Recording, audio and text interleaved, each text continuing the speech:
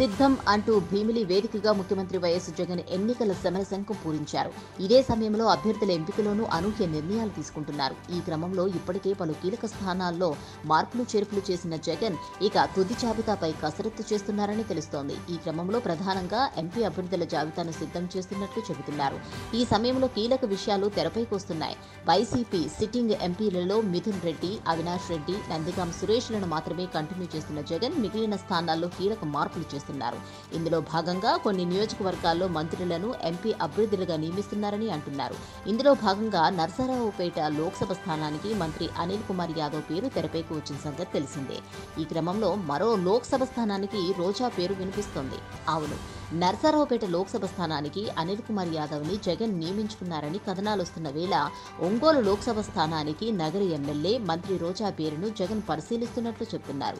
ఒంగోలు లోక్సభ స్థానానికి రోజాను ఎంపిక చేస్తే స్వాగతించడానికి జిల్లా నేతలు కూడా పాజిటివ్ గానే రియాక్ట్ అవుతున్నారని అంటున్నారు. దీంతో రోజా పేరు ఆల్మోస్ట్ కన్ఫర్మ్ అనే కామెంట్లు వినిపిస్తున్నాయి.